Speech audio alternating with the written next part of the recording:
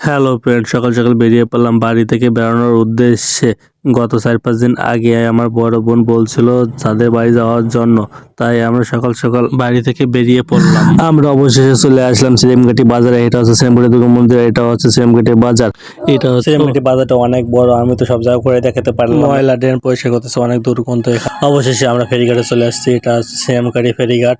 এখানে দেখো তো বন্ধুরা, কত লোক যাওয়া আসা করে প্রচুর। আমরা এই ট্রলারটায় উঠবো। ওয়াও, কি সুন্দর দৃশ্য! একটা লোক কি সুন্দর ছাগল নিয়ে, আমরা সবাই ট্রলারে উঠলাম। ওঠা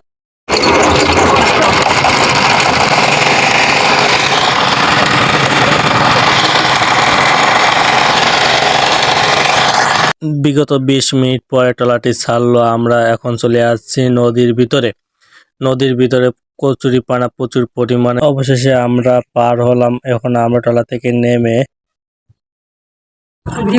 আমরা যেহেতু ট্রলারে পার হয়েছি সেহেতু আমাদের ট্রলারে পারের জন্য কিছু অর্থ এখানে দিতে হবে।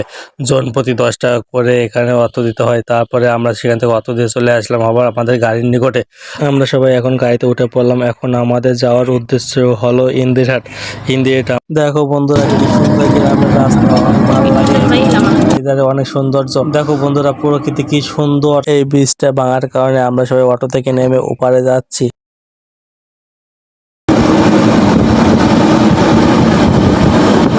আমরা আবারও গাড়িতে উঠে পড়লাম। এখন দেখো কি সুন্দর। আমরা বিগত 1.5 ঘন্টা পরে আমরা চলে আসলাম ইন্দিরহাট বাজারে। আমরা যেহেতু এখন সরবকাঠি যাবো সেহেতু আমাদের এখন ইন্দিরহাট বাজারের ভিতর থেকে যেতে হবে সরবকাঠি খেওয়াঘাটে যেতে হবে। তাই আমরা এখন আস্তে আস্তে চলে যাচ্ছি খেওয়াঘাটে। অবশেষে চলে আসলাম আমাদের ইন্দিরহাট খেওয়াঘাটে।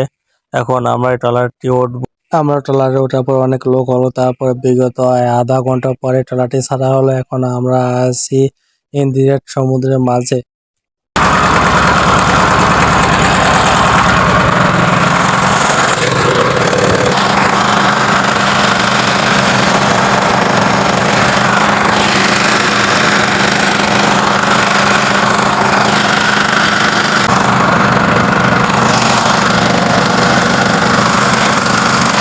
ইন্ডিয়ার প্রচুর পরিমাণে গাছের ব্যবসা হয়। এখানে প্রচুর পরিমাণে গাছ আছে। এখানে আপনি সুলভ মূল্যে গাছ নিতে পারবেন।